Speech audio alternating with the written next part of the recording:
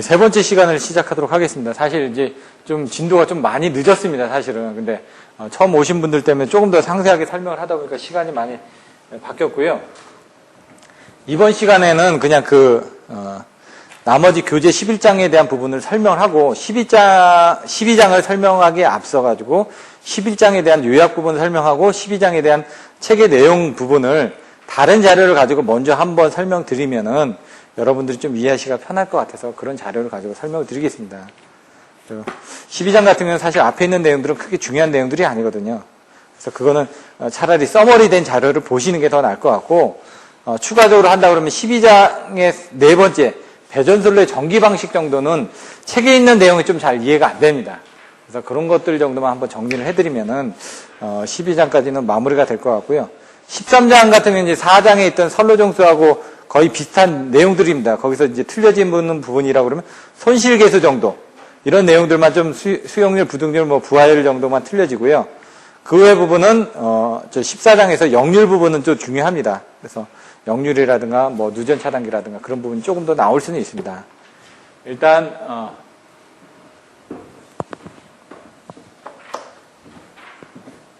11장의 예제 11번을 보겠습니다. 예제 11-1 접지의 목적이 뭐냐? 근데 여기서 이제 접지의 목적에 대해서 이제 여러분들이 물어봤는데 이런 부분이 나온다 그러면 간단하게 10점짜리를 이렇게 3개를 써주셔야 됩니다. 기기보호, 송전 시스템의 중성점 접지, 근무자 및 공중의 안전. 그래서 기기를 보호하기 위해서는 피레기 철탑 이런 쪽에 대해서 접지 저항을 저감을 시켜가지고 기기 보호를 하고 있다라는 내용을 써주시면 되고요. 송전 시스템의 중성점 접지는 주변 악기에 중성점 같은 걸 접지를 하고 있다. 이런 부분을 보시면 될 것 같고요. 또 기기의 보호에서 아까 개경 변속기의 2차 측에 접지를 한다라는 것들도 기기의 보호 측면으로 보시면 될 것 같습니다. 그리고 건물의 근속 부분을 접지를 하는 것은 근무자와 공중의 안정을 위해서 접지를 한다라고 내용을 보시면 될 것 같습니다. 이런 것들은 내용을 보시면 되니까 세부적인 설명은 생략을 하도록 하겠습니다. 예제 11-2번 차단기 역할. 여기 보시면은 부하전류는 물론 고장시 흐르는 대전류도 신속하게 차단 개폐할 수 있는 능력을 가진 장치다. 그래서 차단기 동작 책무에 대해서 지금 전격과 동작 책무는 예제 11-3번 부분만 여러분들이 좀 더 정확하게 알고 계시면 될 것 같습니다. 차단기와 단로기 역할에 대해서는 한번 읽어보시고요. 차단기 개폐 시 주의할 사항도 읽어보시면 됩니다. 근데 제가 아까 설명드렸던 단로기 개폐 시 주의할 사항은 단로기는 부하전류의 개폐 능력을 가지고 있지 않으므로 잘못해서 부하전류를 끊으면 아크에 의해서 손상을 입게 됨과 동시에 큰 사고를 일으킬 염려가 있다. 그래서 단로기를 개방할 경우에는 차단기가 개방되어 있다는 것을 확인한 다음에 아니면 또 인터록을 걸어놓은 다음에 단로기로 부하전류나 고장전류를 끊지 않도록 해야 된다. 단로기는 부하전류에 대한 개폐 능력이 없다고 그랬습니다. 충전전류만 개폐를 한다고 그랬습니다. 그래서 그런 내용을 정확하게 알고 계시면 될 것 같습니다. 예제 11-3이 이제 중요합니다. 차단기의 전격, 동작 책무. 전격에는 뭐가 있을까요? 전격 전압, 전격 전류, 전격 차단 전류, 전격 차단 용량, 이런 식으로 나옵니다. 여기서도 책에 나와 있다는 얘기죠. 전격 전압은 뭐냐? 규정의 조건 하에서 그 차단기에 과할 수 있는 사용회로 전압의 상한값을 말한다. 우리가 예를 들어 22.9kV 같은 경우 1.1분의 1.2 이런 식으로 곱해가지고 옛날에 했었죠. 근데 이제 1장에서 나왔습니다. 사용전압이 뭔지, 표준전압이 뭔지, 예? 그런 점. 그래서 보시면은 24kV가 전격 전압이 됩니다. 우리 V10의 차단. 그러면 6.6kV 같은 경우 전격 전압이 어떻게 되죠? 7.2kV가 됩니다. 사용전압, 표준전압 이렇게 나오지 않습니까? 그런 부분을, 해당 부분을 다시 한번 생각하시고, 전격 전압은 24kV, 7.2kV라는 걸 알고 계시면 됩니다. 근데 한전은 어떻게 되죠? 전격 전압이 25.8kV까지 나와 있습니다. 이런 부분이 틀려진다. 전격 차단전류는 뭐냐? 예를 들어 V12 같은 경우, 여러분들이 민수용 같은 경우 24kV에 630A에 12.5카. 전격 전압이 24kV, 전격 부하 전류가 630A. 전격 차단 전류가 12.5카라는 얘기입니다. 전격 투입 전류라는 게 또 있습니다. 여러분 명판에는 안 나왔지만 그건 차단 전류의 2.5배 이상을 쓴 겁니다. 뭐냐? 사고가 나면은 사고 전류가 이렇게 해다가 감쇄가 될 거 아닙니까? 평상시 때는 부하 전류가 이렇게 흐르는데 이 부하 전류 이 부분이 630A라는 얘기고요. 여기 부분이 어느 정도 안정화된 이때 전류를 12.5K를 견딜 수 있다는 얘기고, 얘 투입 전류는 이때 바로 사고가 났을 때 이 투입을 했을 때 이 차단 최대 피크치를 이렇게 계산해 보면 얘가 멀티플라잉 팩터라 해가지고 비대칭 계수를 고려해가지고 계산해 보면 얘가 2 루트 2배까지 나옵니다. 2 루트 2배는 2.8배거든요. 그게 여기까지 갔을 때. 근데 여기는 이게 조금 저감이 돼 있으니까 얘는 요 피크치는 1.8 루트 2배가 나옵니다. 그게 2.55배입니다. 정확하게 따지면은. 근데 우리는 이제 평상시 그냥 2.5배라고 얘기를 합니다. 그럼 12.5K 곱하기 2.5배라면은 얘는 31.25K가 나옵니다. 여러분들 차단계 명판을 보시면 31.5K의 차단 용량을 가지고 있는, 투입 전류에도 견딜 수 있는 그런 차단계를 쓰는 겁니다. 근데 IC 기준은 정확하게 1.8 루트 2를 하다 보니까 12.5 곱하기 2.5를 하게 되면은 얘가 31.75K가 나옵니다. 31.5K짜리는 얘가 기준을 만족하지 못하지 않습니까? 그래서 어떻게 나왔냐? 32.5K짜리. 그런 차단기가 또 나옵니다. IC 기준에 대해서는. 그거는 이게 기준에 따라서, 어디 기준을 적용하냐에 따라서 31.5K를 쓸 수도 있고, 32.5K를 쓸 수도 있다는 얘기입니다. 그건 기준이니까, 그냥 참고적으로 여러분들이 알고 계시면 될 것 같습니다. 그런 내용들이 나와 있습니다. 그래서 전격 차단 전류는 읽어보시면 될 것 같고요. 전격 차단 용량은 P는 루트 3 VI. 그래서 여러분들이 알고는 계시는데 정확하게 이해를 못 하셨던 겁니다. 옛날에 한전전부 보시면 500MV 차단기라고 얘기를 하죠. 한전이. 그게 어떻게 하냐? 500MV는 루트 3 곱하기 전압은 얼마예요? 22.9kV 곱하기 I는 12.5K. 이렇게 하면 이게 500MV가 나옵니다. 옛날에 한전에서는 500MV 차단기라고 했던 부분이 22.9kV의 기준이었다는 얘기죠. 근데 여러분들 차단기 명판을 보시면 520MV라고 나옵니다. 분명히. 얘는 어떻게 계산이 됐냐? 루트 3 곱하기 여기 전압이 어떻게 해요? 전격 전압이 24kV가 들어간다는 얘기예요. 얘는 표준 전압, 사용 전압 그 부분이 들어갔는데 여기서는 어떻게 해요? 24kV가 들어가고 12.5K가 들어가면은 얘가 520MV라는 얘기예요. 그래서 여러분들의 차단기 명판을 보시면은 24kV에 520MV라고 명시가 되어 있습니다. 이게 전격 차단 용량이라는 얘기입니다. 동작 택무가 중요합니다, 여기서. 뭐라고요? 동작 택무는, 어떤 사고가 발생을 하더라도 얘가 견딜 수 있는 책임을, 자동차를, 보험을 가입하다 보면 무한 책임보험을 들죠. 유한을 들고. 책임을 든다는 얘기죠. 이거는 책무가 책임을 질 수 있는 부분이라는 얘기입니다. 우리 차단계 부분은 이런 조건에서 동작을 했을 때는, 우리가 책임을 지겠다.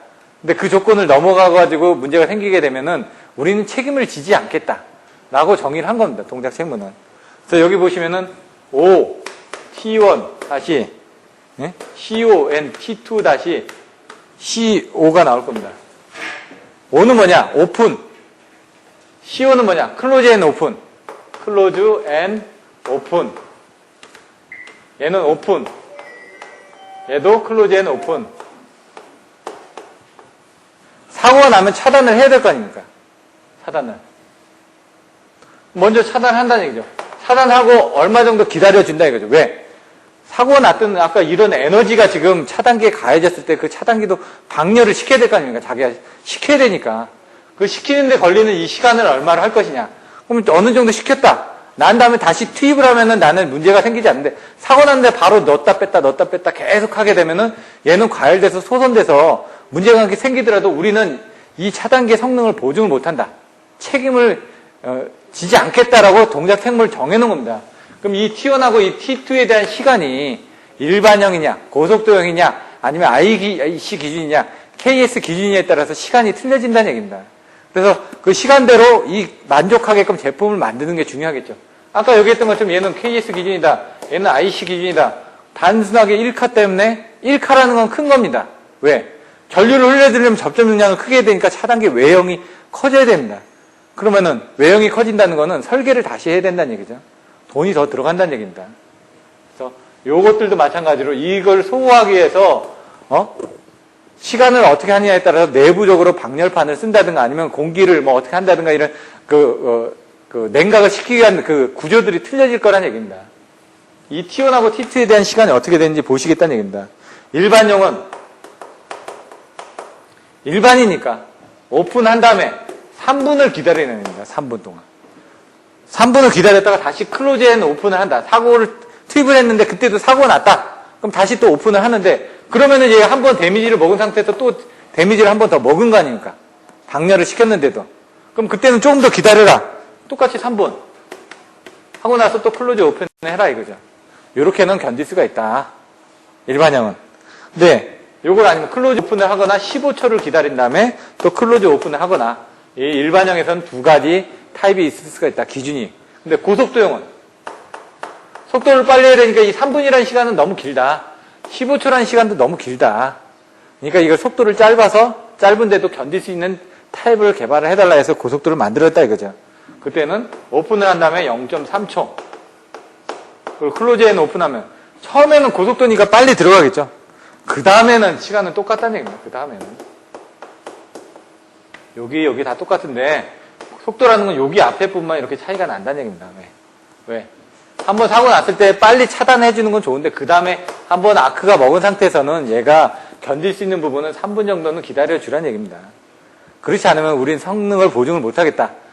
0.3초 이후에 차단했다가 다시 또 1분 이내에 차단해서 차단기가 폭발하거나 문제가 생기면 우리는 책임 안 지겠다는 얘기입니다. 왜냐면 얘가 견딜 수 있는 부분에 대한 것들은 규정된 조건에서 여기 나와 있는데 동작 책무가 뭐냐? 규정된 조건 하에서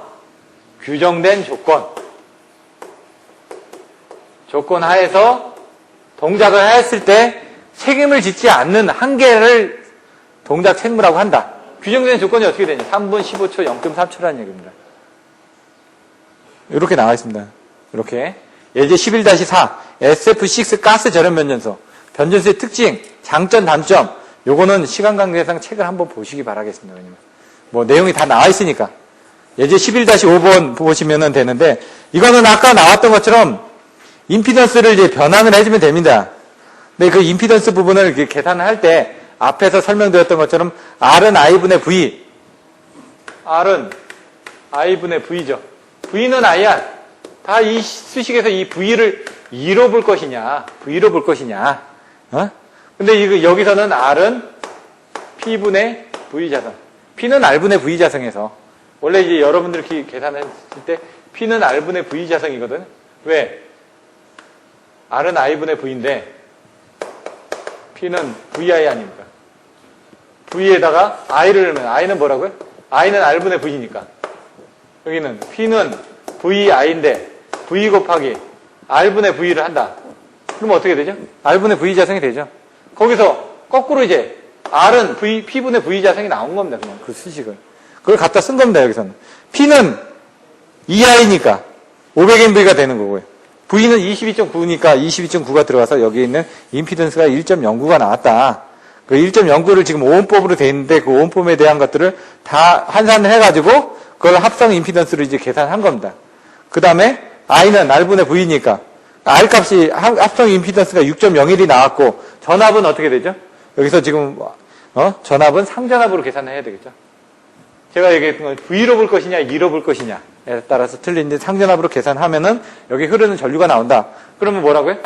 P는 루트 3 VI에서 전압은 22.9가 나왔고 그 다음에 여기 지금 여기 흐르는 전류가 나왔으니까 그걸 통해서 MV를 계산했다. 이런 내용만 알고 계시면 됩니다. 11-6은 10장에 있는 부분하고도 똑같습니다. 옛날 10장에 있던 그 부분하고 제가 비슷하다고 설명을 드렸었죠. 10장의 6번 부분하고 똑같습니다.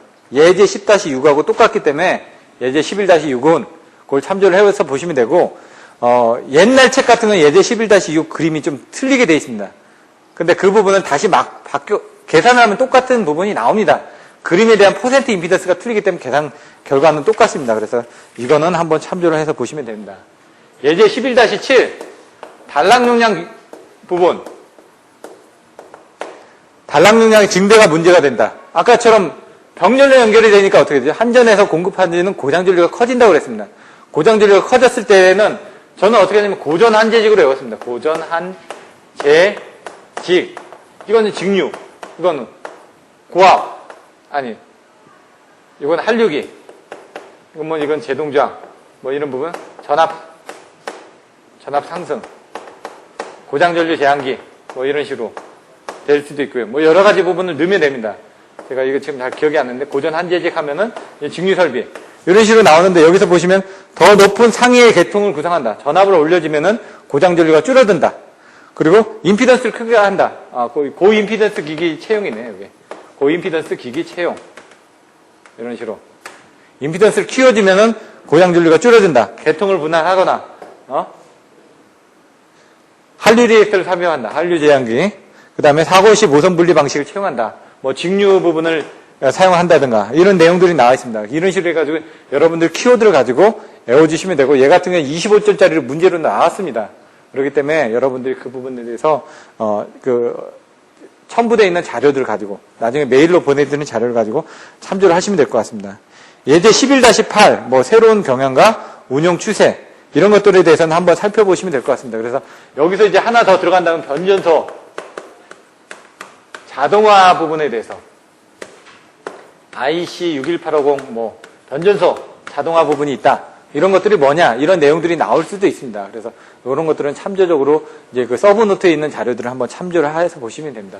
그래서 그전에는 이제 여러 계통에 있는 차단기들은 어차피 보호계정기에서 동작을 하는데 보호계정기가 다 틀리다 보니까 통신하면서 통신이 원활하게 안 된다. 그 통신 부분을 IC61850이라는 통신을 이용해서 이기종 간에 ABB든 지멘스든지 뭐 아레바든 뭐 슈나이더든 그런 그 이기종 간의 보호 계정기들이 서로 통신할 때 문제가 되지 않게끔 어떤 통신 규약을 새로 만든 겁니다. 그게 이 IC61850이라는 부분이 있다라는 얘기고요. 예제 11-9에 가서 보시면 이제 스카다라는 부분이 있습니다. 스카다는 용어가 뭐냐? 슈퍼바이저리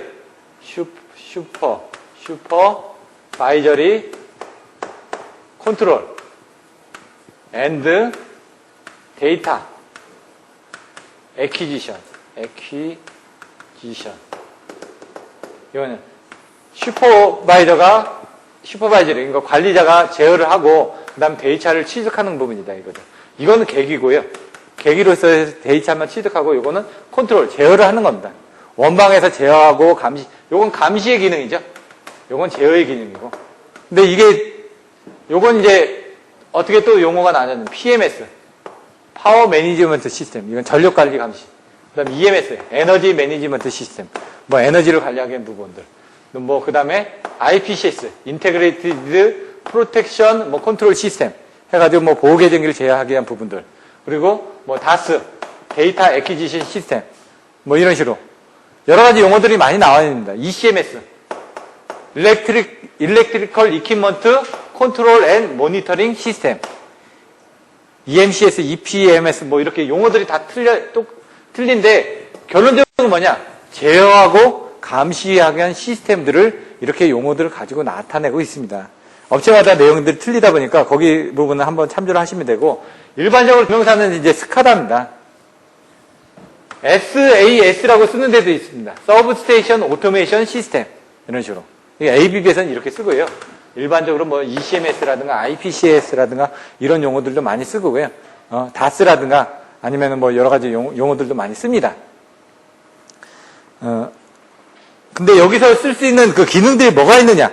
원방 감시, 원격 제어, 원격 측정, 자동 기록, 경보 발생, 타 시스템과의 연계 기능성. 요거 자동화 시스템 DAS 부분은 뭐 디스트리뷰션 오토메이션 시스템 이렇게 쓰는 경우도 있고요. 데이터 애퀴지션 시스템 쓸 수도 있고 용어의 차이기 때문에 그게 뭐라고 딱 맞다라고는 얘기를 못합니다. 법례를 여러분들 보셔야 됩니다. 뒤에 보시면 이제 440페이지에 그 스카다 시스템의 구성도에 대해서 나와 있습니다. 그래서 그런 부분을 여러분들이 한번 보시면 될 것 같고요. 시간 관계상 요 11장 정도는 이렇게 마치고 11장에서 있던 부분들을 어떤 식으로 답안지를 쓰는지 그 부분을 이제 프리젠테이션 파일로 보여드리고, 그 다음 12장 같은 경우, 어떤 식으로 이제 답안지를 쓰는지 미리 한번 예습을 해서 보시고, 이번에 뭐, 아까 설명드렸던 것처럼, 고압배전 계통의 구성, 그 다음에 저압배전 계통의 구성, 그리고 배전 방식에 대한 전기 방식 비교표, 이런 것들을 배전솔로에 대해서는 전기 방식이 어떻게 비교가 됐는지 그런 자료들을 살펴보고 12장도 마무리를 짓도록 하겠습니다. 그냥 쉬는 시간 없이 바로 연결을 해가지고요. 앞에 프리젠테이션 파일들을 보시면 진행을 하도록 하겠습니다.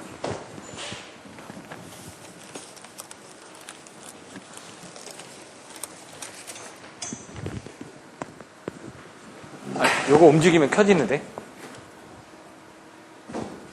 컴퓨터가 꺼져가지고 그렇지, 컴퓨터를 키면 켜질 겁니다.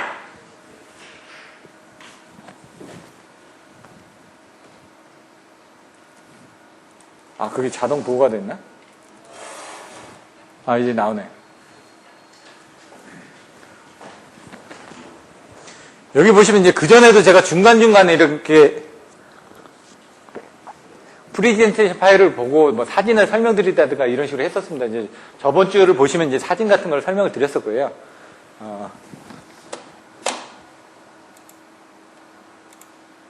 저번 같은 경우는 발송배전 사진 관련해가지고 이런 식으로 챕터별로 해가지고 저번 보호계정기를 할 때는 이제 보호계정기에 관련된 사진들하고 자료들, 뭐 변전소에 관련된 사진들하고 자료들을 미리 설명을 드렸습니다. 이런 부분을. 그랬었기 때문에 이번 시간에 생략을 하고 이번 시간에서는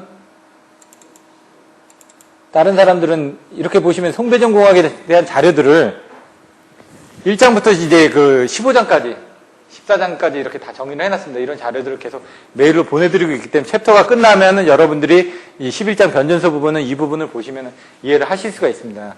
그래서 먼저 보시면은 11장 변전소에서 이 사람이 나타내고자 하는 것은 발변전소의 모성 구성 방식, 차단기 전격과 동지적 책무, 전력계통용 차단기의 종류별 특성, 앞에서 설명드렸던 것들, 차단기의 투입 방식, 트립 방식, 트리플린은 뭐냐?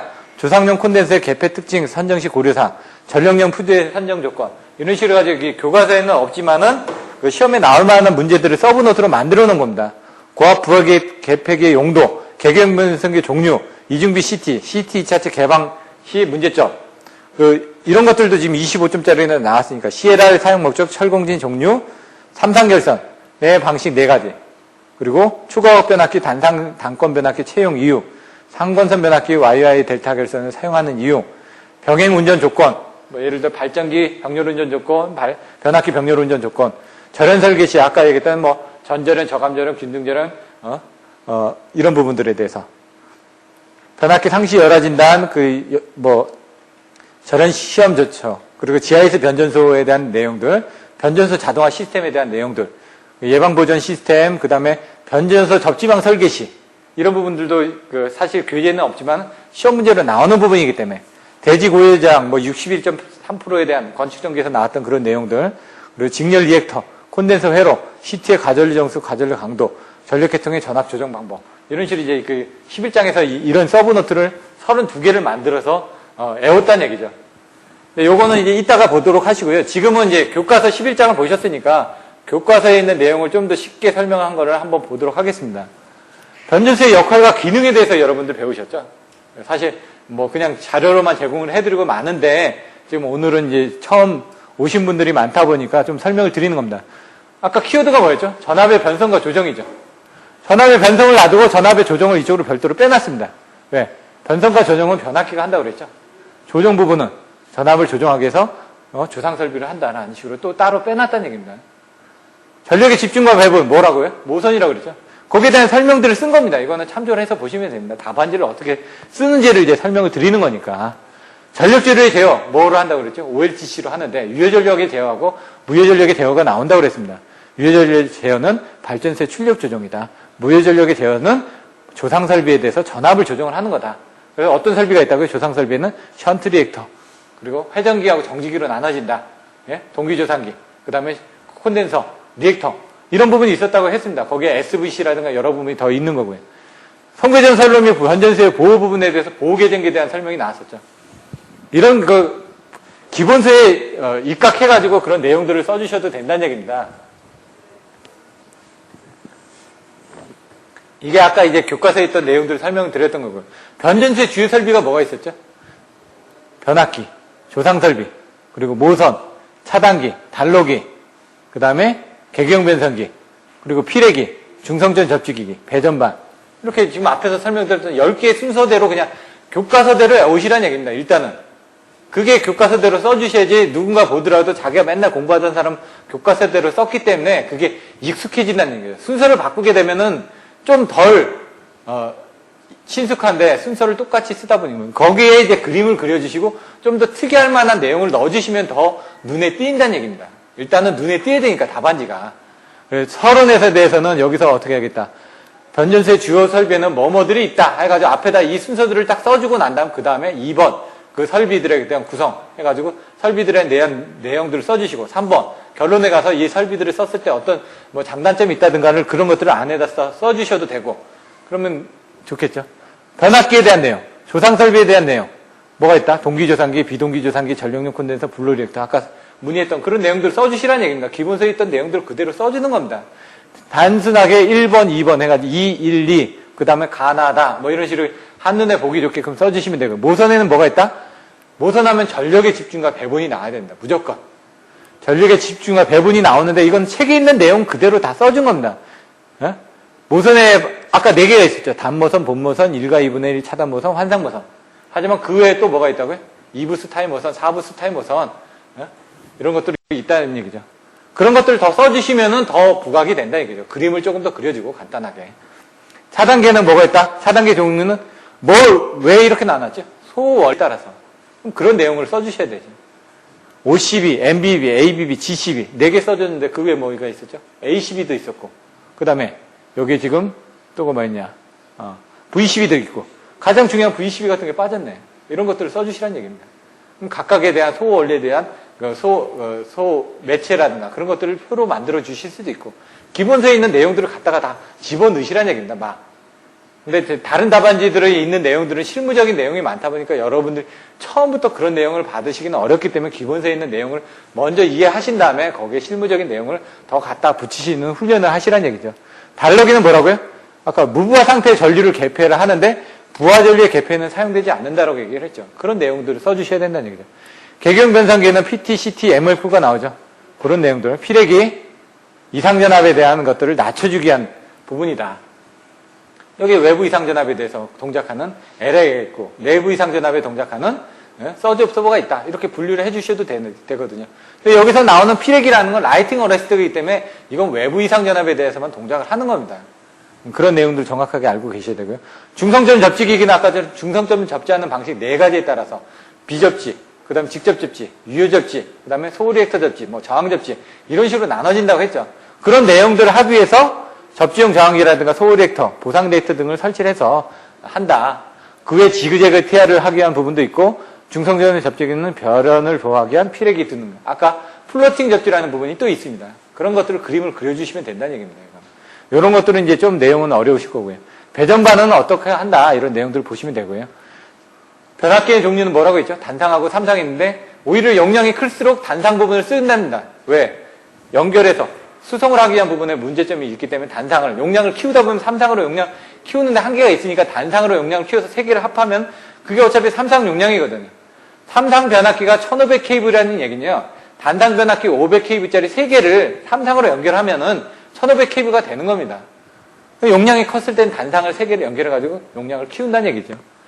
단상용과 삼상용이 있는데 오히려 큰 거는 단상용을 사용을 한다. 삼상용을 쓰는 것들은 왜 쓰느냐? 예비 변압기를 쓸 때는 단상 쪽이 유리하나 예비 뱅크를 둘 경우 뭐 삼상 TR이 유리하다. 근데 수송이나 조립면에서는 형태가 작은 단상 TR이 유리하다. 이런 것들을 내용 보시면 되고요. 결선에 따라서 상권선 변압기에서 그 변압기에 대한 임피던스 환산하는 방법들 다 그 전에 설명을 드렸거든요. 그거는 참조를 해서 보시면 되고요. XPS는 XP 플러스 S인데 2분의 1을 한 다음에 이 P자가 들어간 거 2개를 더하고 P자가 들어가지 않은 걸 빼주면 된다. 그런 식으로 외우라고 얘기했습니다. 말로써 외워야 됩니다. 여러분이 자꾸 질문이 나왔을 때 질문에 대한 대답이 아까처럼 뭐 어떤 키워드가 바로 나와줘야지만 답을 쓸 수 있듯이 여러분들 계속 얘기를 하고 반복해서 쓰고 하다 보면은 이 부분이 자기가 몰라도 알아진다. 외워지고 암기가 되고 그 다음에 이해가 되고 쓸 수가 있다는 얘기입니다. 이렇게 이런 부분을 자꾸 써보시고 쓰기 전에 먼저 자꾸 반복해서 학습을 하셔야 된다는 얘기예요.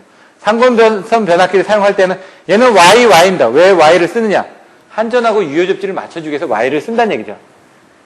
왜 Y를 쓰냐? 가장 크게 Y를 쓰는 부분은 1차 측은 한전하고 접지 방식을 맞춰주기 위해서, 3차 측은 어떻게, 아니 2차 측은 왜 Y를 쓰냐? 전압을 2개 이상을 쓰기 위해서. 델타 결선은 상전압하고 선반전압이 똑같습니다. Y 결선 전압이 틀리다는 얘기입니다. 전압을 2개를 쓰기 위해서 Y 결선 쓴다.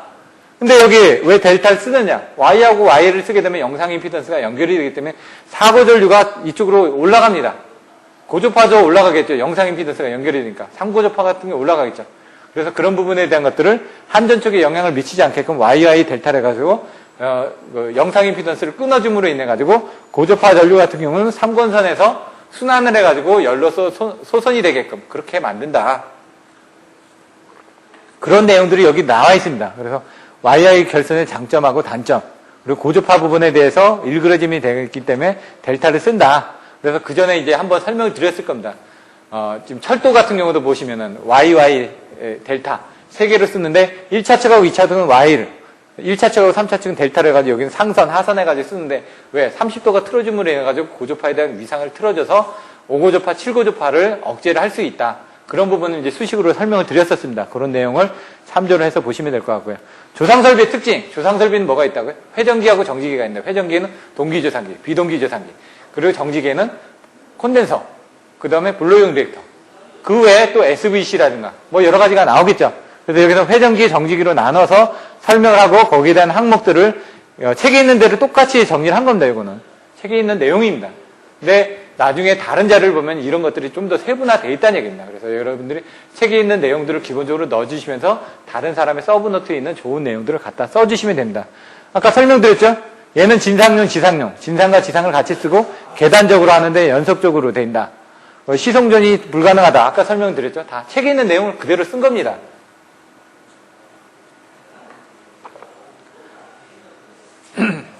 SVC, 스테이트 바 컴펜세이터, SVG, 스테이트 바 컴프레시, 제너레이터, 이런 식으로 나옵니다. SVC는 뭐라고요?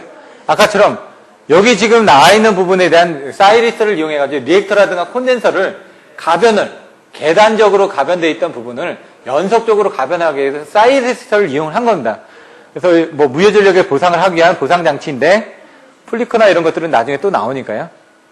SVC의 특징은 나옵니다. 조작에 제한이 없고 신뢰성이 유지하고 전압제용 안정형으로 돼 있고 과도 안정도의 향상에 효과가 있다. 왜? 사고가 났을 때 아까 동기조상기를 쓰는 부분들이 전압 안정도라든가 이런 것들을 PV 컨트롤, QV 컨트롤하기 위해서 QV에서 전압을 안정도 한다라고 제가 얘기를 했죠. 전압이 뚝 떨어졌을 때 빨리 공급을 해줄 수가 있다는 얘기죠. 무효전력을 투입을 해가지고 전압을 빨리 올려줄 수가 있고요. 이런 사이리스로 온오프로 인해가지고 고조파 전류가 발생한다라는 특징들이 있다. 그러면 이걸 장단점으로 나눠서 이제 여러분들이 써주셔야 되겠죠. SVC, TCR은 사이리스로 리액터를 컨트롤 한다는 얘기입니다. 사이리스도 컨트롤 리액터입니다. 그럼 여기 리액터가 있는데 리액터를 사이리스로 컨트롤 하기 때문에 여기 보시면 리액터를 이런 식으로 연속적으로 제어할 수 있다. TSC는 사이리스터 시리즈 캐패시터, 직렬로 캐패시터를 연결해가지고 사이리스로 제어를 하겠다. 그럼 여기 직렬로 지금 여기에 연결돼가지고 사이리스터를 이용을 해가지고 계단적으로 하나, 둘 이런 식으로 한다는 얘기죠. 근데 FC, TCR은 뭐라고요? 콘덴서는 픽스가 돼 있다는 얘기입니다. 딱. 계단적으로. 그러니까 콘덴서는 그냥 다이렉트로 집어넣습니다. 그냥. 얘는 뭐냐? 단계별로 있는데 얘는 단계별이 없습니다. 하나 용량을 그냥 다 집어넣었다는 얘기죠. 다 집어넣은 상태에서 뭐라고? 리액터를 이용해가지고 용량을 바꿔주겠다는 얘기입니다. 콘덴서는 딱 투입된 상태에서 요게 이제 요거거든요. 콘덴서는 요만큼만 딱 투입된 상태에서 리액터를 가변을 하느냐에 따라서 용량들을 이렇게 올려줄 수 있다는 얘기죠. 리액터 대량은 이건데 콘덴서는 딱 투입되면 요것만큼만 투입이 될 거 아닙니까? 요렇게 직렬로 투입되어 있는 부분에서 얘를 올라갔다 내려갔다 한다는 얘기고, 요게 이제 또 틀려지면은 콘덴서를 이제 제어하는 게 또 틀려지면은 콘덴서도 다단계로 올라갈 거 아닙니까? 그럼 얘가 또 틀려지겠죠. 그게 이제 뒤에 나옵니다. TSC, TCR 해가지고 콘덴서 뱅크도 이제 제어를 하고 리액터 뱅크도 제어를 한다. 근데 리액터는 여러 개로 나누지를 않습니다. 리액터는 아까처럼 선형성이 있으니까. 근데 콘덴서는 선형성이 없고 계단적으로 올라가기 때문에 콘덴서는 이렇게 여러 개로 나눕니다. 여러 개로 나누냐 안 나누냐에 따라서 틀려지고요. 그러면 어떻게 되냐? 여기 콘덴서를 투입했다가 리액터를 들어갔다. 콘덴서를 투입했다가 리액터를 제어했다. 해가지고 이런 식으로도 갈 수도 있고 이런 식으로 갈 수도 있고 여러 가지 방법이 나올 수가 있다는 얘기입니다. 왜냐하면 콘덴서 뱅크가 투입 때는 양이 틀려지기 때문에 거기에 따라서 리액터 양도 틀려진다는 얘기입니다. 요거는 지금 콘덴서가 투입이 되게 되면 단계별로 콘덴서 용량이 이걸로 본 겁니다, 지금. 아까는 이쪽으로 지금 제가 설명을 드렸지만, 이쪽으로 보면 한 개 투입이 되면 한 개, 두 개, 세 개가 투입이 되죠. 거기서 이제 그 양을 줄여주겠다는 얘기입니다. 올려주고 내려주고. 그렇게 보실 수도 있다는 얘기죠. SVG는 이제 제너레이터의 개념이 되는 겁니다. GTO를 해가지고, 얘는 게이트로 해가지고 선오프를 해가지고 하는 겁니다. 그래서 조금 구조가 틀려집니다. 그래서 이런 것들을 한번 살펴보시면 될 것 같습니다. 이거는 뭐 시간이 걸리니까 여러분들이 이제 기본서가 아니고 지금 오늘 처음 오신 분들이 좀 있기 때문에 그런 분들한테 이런 내용까지 설명드리기는 좀 힘들기 때문에 SVG하고 SVC하고는 또 틀립니다. 명확하게. 제너레이터 개념이 들어가기 때문에 얘는 대용량 인버터가 들어갑니다. 인버터를 하기 위해서 GTO, 게이트 턴 온을 하는 그 부분을 쓰는 겁니다. 사이리스하고 좀 틀립니다. IGBT, 다이오드, 사이리스 다 특성들이 틀립니다. 다이오드는 한 방향성으로만 가게 되어 있습니다. 반대 방향으로 못 갑니다. SCR은 다이오드를 두 개를 이용해서 양방향으로도 제어를 할 수가 있습니다. IGBT는 그거를 이제 제어를 하는데 시그널을 줘가지고 여러 가지 타임들을 더 제어를 할 수가 있습니다. 근데 IGBT 같은 특성이 더 좋죠. 가격이 비싸고 용이하고 뭐 이런 부분은. 사이리스 같은 경우는 TBC 해가지고 뭐 이렇게 베이스 컨트롤 터미널 에디터에 해가지고 신호를 어떻게 주느냐에 따라서 방향을 바꿔줄 수가 있습니다. 전류의 흐름의 방향을. IGBT는 이제 그런 부분들을 바이폴러 트랜지스터를 이용해가지고 더 섬세하게 바꿔줄 수가 있다는 얘기죠. 근데 IGBT는 특성이 좋은 반면에 가격이 비쌉니다. 근데 용량을 크게 만드는데 한계가 있습니다. 그래서 그런 부분들이 또 문제점이 있습니다. 나중에 그런 것들에 대한 것들은 다른 사람의 서브노트를 보고 쓰시면 될 것 같습니다. 모선 방식 아까 설명드렸죠. 약간 뒤죽박죽이지만 모선은 뭐다? 단모선, 본모선, 이중모선, 1과 2분의 1, 12모선, 그리고 환상모선 나왔죠. 그 내용이 또 나오는 겁니다. 단모선, 모선 그림 그려주셔야 돼요. 분할모선, 1.5 차단 방식, 1과 2분의 1, 12 방식, 두 개의 모선에 차단기가 3개 있는 경우, 그 다음에 2.0 차단 방식, 모선이 2개가 있고 차단기가 2개가 있어야 됩니다. 기준이 이겁니다. 모선이 2개인지, 차단기가 2개인지 3개인지. 투부 스타일. 환상모선은 루프처럼 된다고 그랬죠, 루프. 이제 여러분들이 다 아셔야 되는 게 조금 이따 12장에 가서 보시면은 고압 배전 계통의 구성, 수지식, 방사상식, 환상식, 망상식 이런 용어가 나오는데 이게 뭔지를 아셔야 됩니다. 수지식이나 방사상식은 나뭇가지처럼 펼쳐지는 거, 환상식은 루프로 되는 거, 망상식은 망처럼 이렇게 연결된 거, 이런 식으로. 그 다음에 예비선 절체 방식, 상시 절체 방식, 개방, 이런 식으로 용어들이 나옵니다. 환상. 이런 용어들을 이제 여러분들 정확하게 이해하고 계시다 보면 분류만 정확하게 하고 계시면 됩니다. 이거별로 키워드가 뭐다 해가지고 분류만 정확하게 하고 계시면 이해를 하셨기 때문에 거기에 대한 내용을 채우는 거는 여러분들 훈련을 하시면 된다는 얘기입니다. 그림 같은 것도 그려보셔야 됩니다. 안 그리면 머릿속에 있는데 막상 그리다 보면 잘 안 그려집니다. 그림도 그리는 요령이 있습니다.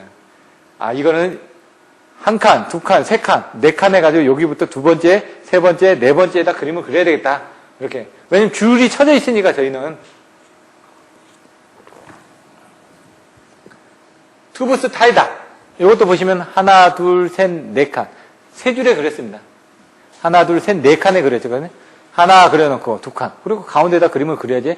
그리니까, 편하니까. 이것도 많이 그려봐야지만 된다는 얘기죠. 투부스 타이는 이중 모선입니다. 모선이 있고 모선이 있는데 타이가 이중 모선에서 이쪽과 이쪽에 타이가 있다 이거죠. 그럼 부스는 2개인데 타이도 2개다 이거죠. 예? 4부스 타이는 부스는 4개인데 하나, 둘, 셋, 넷. 타이도 4개다 이거죠. 그러면 하나, 둘, 셋, 넷. 4개가 있다 이거죠. 이렇게. 154 같은 경우, 345 같은 경우 이런 식으로 해가지고 보다 더 중요한 경우는 이렇게 섹션을 나누는 부분을 더 나누고 있다. 1.5 차단 방식은 뭐라고요?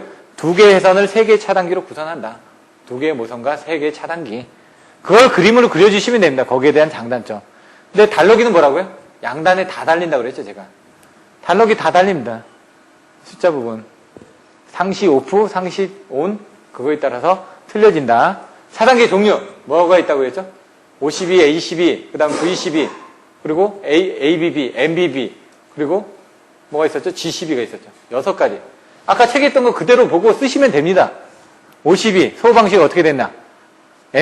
이거 MBB인데, 그 MCB라고 썼네. 마그네틱, 블라스트. 마그네틱으로 자기적인 그 부분을 한다는 얘기입니다. MBB. V12 박형급 서킷 브레이커, ABB 에어 블라스터 서킷 브레이커 이렇게 돼 있고요. 가스 차단기, 가스 서킷 브레이커. 요거 같은 경우는 이제 소호 능력이 공기의 100배다. SF6 가스 같은 경우는 공기압이 빠져가지고 대기압하고 똑같은 상태에서도 그 차단 기능은 있습니다. 근데 투입을 못할 뿐입니다. 소호 능력이 되기 때문에.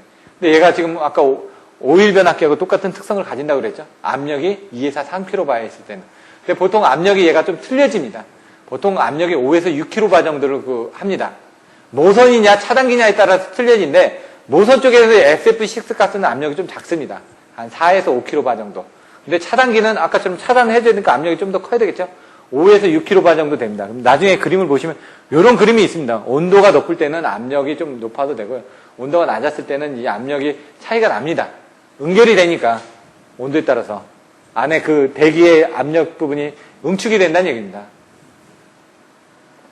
차단기 전격 구분.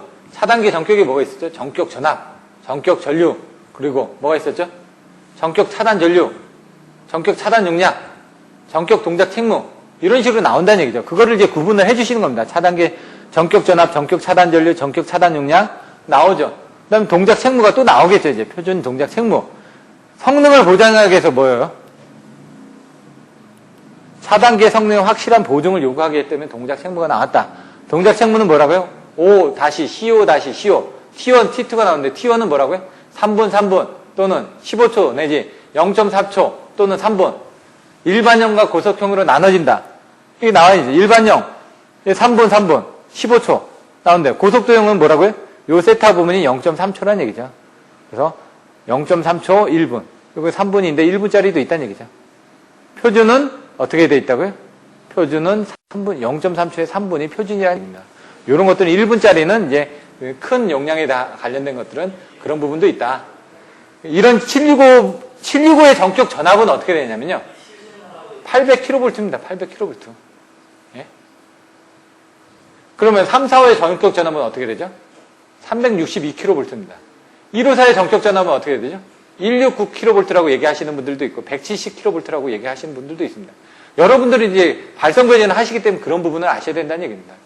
고압 이상의 전격 전압에 대해서는 명시를 하실 수 있어야 되고 처음에 1장에서 그래서 어떻게 되죠? 표준 전압이 어떻게 되는지 이런 내용을 설명드렸죠. 단록의 디스코넥팅 스위치는 뭐예요? 무부하만 할 수 있다고요. 그래서 충전 전류 개폐만 가능하다.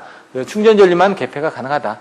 DS를 아까처럼 여기 지금 충전 전류 개폐하는데 어싱 스위치로 통해서 방전하고 이런 부분이 나온다. 조작 순서 설명드렸죠. 단록이 차단기, 접시 차단기. 1번, 2번, 3번. 뭐예요? ES 오픈한 거 확인하고 DS를 이걸 먼저 넣는다고 그랬죠? 그 다음 DS1을 넣고 차단기를 넣는다고 그랬죠. 왜? 아까처럼 안전 때문에. 이거 바꿔도 상관없는데 안전 때문에 요걸 넣지 않고 요걸부터 먼저 차단기를 끊는 다음에 얘를 넣지 않고 얘를 먼저 넣는다. 뭐 이런 부분을 보시면 됩니다. 개방 순서는 반대다. 보시면 되고요. PT, CT, MOF에 대해서 설명하는 겁니다. 변성기라고 했죠. 성질을 변환하는 거. 변압기는 압력을 변환하는 거. 변류기는 전류를 변하는 거. 대전압, 그러니까 고전압, 고전류. 고전압, 대전류를 소전압, 소전류로 변성하는 게 변성기다. 그걸 같이 갖다 놓은 게 계기형 변압 변류기다. 이런 내용들을 한번 보시면 됩니다. 문제점은 2차 측을 단락하지 말 것, 2차 측을 개방하지 말 것. 그래서 CT 2차 측, 얘는 단락하면 어떻게 된다고요? 쇼트가 일어납니다. 변압기는 쇼트. 예? 220V하고 220V 단락되면 어떻게 될까요? 380V가 뜨죠. 그러면 서로 싸운다고 그랬죠. 단락은 제가 술 먹은 두 사람을 치고받는 게 단락이다. 지락은 술 먹고 땅에 엎어지는 게 지락이다.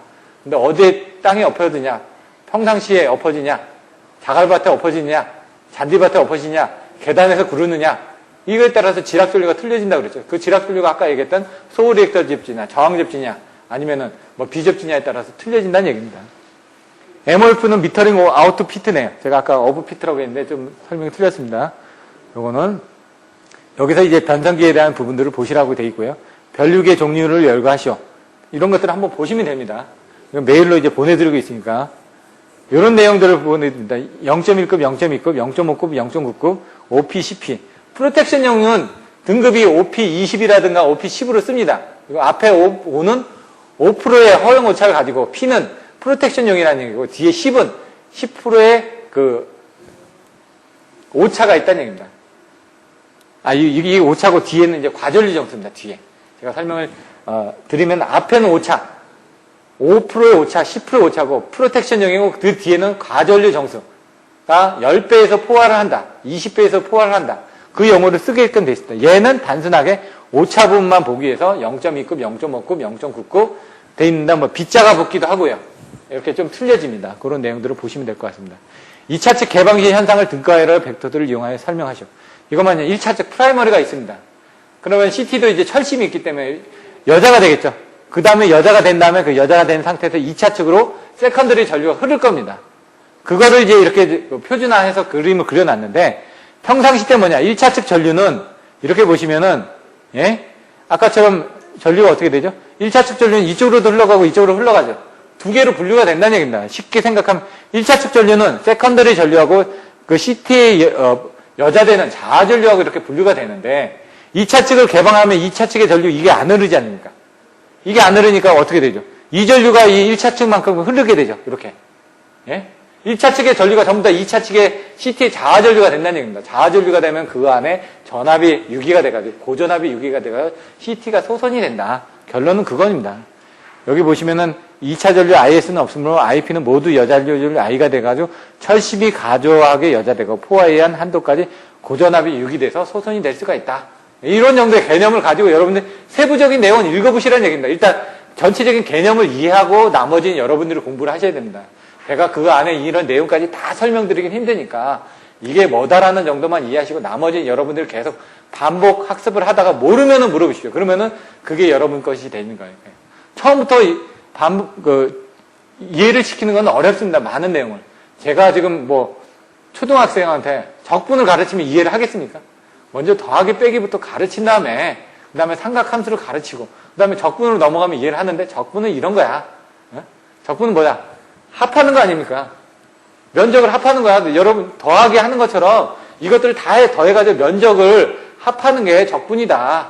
이렇게 얘기를 하고 나서 나중에 인테그랄 가가지고 0부터 1까지 뭐 시간에 따라서 면적을 나누는 거다. 이렇게 설명을 하고 하면 되죠. 처음부터 그런 부분을 설명하면 어렵다는 얘기입니다. 이런 내용들이 있다. 2차 측에 대한 내용들을 한번 보시고요. CT 포화 늪성. 사실 3개로 나눠지는데 여러분들 그거에 대해서 한 2가지 정도만 쓰시면 됩니다. 요 10%가 변화될 때 50%가 변화되는 지점이 리포인트 볼테이지다. 아니면은 여기 부분이 45도 각도가 이루어지는 부분이 리포인트 볼테이지다. 뭐 또 한 가지 방법이 있는데 그 정도는 생략하고요. 보통 그 2개 정도를 많이 씁니다. 그래서 이 리포인트 볼테이지에서 포화가 되기 때문에 문제가 생긴다. 그 포화에 대한 문제점들을 여러분들 쓰시면 되고요.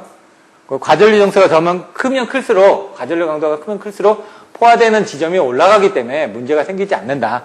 이런 부분이에요. 과전류 정수하고 과전류 강도. 여기 얘는 5배에서는 5배에서 포화되고 얘는 10배에서는 요만큼 포화되고 얘는 20배는 요만큼에서 포화되고 이런 식으로 올라간다는 얘기입니다.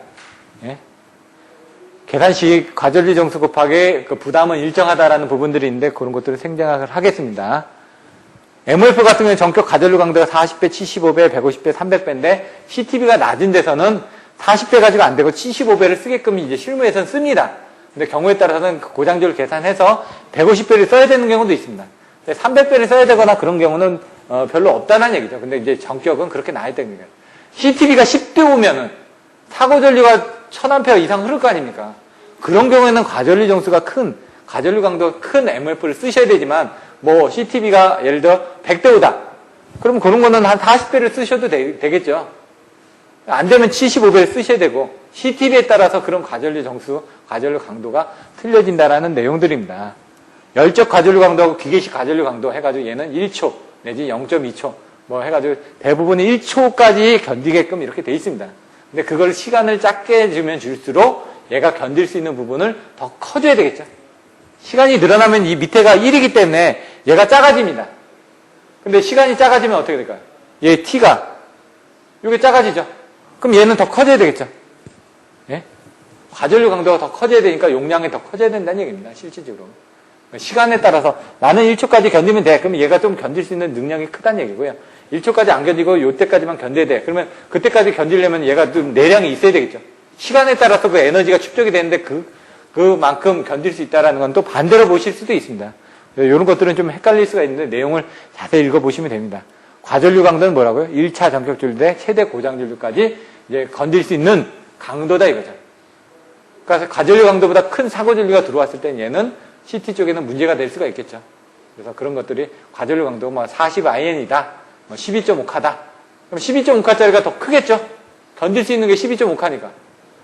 그러니까 40대 5 CT가 과전류 강도가 40배다. 걔는 1.6카밖에 못 견딥니다. 40A에다 40배니까. 근데 12.5카는 12,500A까지 견딘다는 얘기죠. 그러니까 훨씬 더 CT가 커집니다. 이런 것들은 이제 IC 클래스에서 0.1, 0.2, 0.5, 0.9급 뭐 또 있고요. 3, 5P 뭐 이렇게 나옵니다. 이건 IC 기준이고요. CT의 부담에 대한 종류. 아까 부담 간단하게 설명드렸죠. VA다. VA는 또 계산해가지고 C100, C200, C400, C800 해가지고 전압으로 이제 환산을 해서 5옴, 뭐 25옴, 15옴 이렇게 이제 계산, 25옴, 50옴 이렇게 계산이 됩니다. 또 이렇게. 그 수식이 나옵니다. 그것들은 나중에 보시면 됩니다.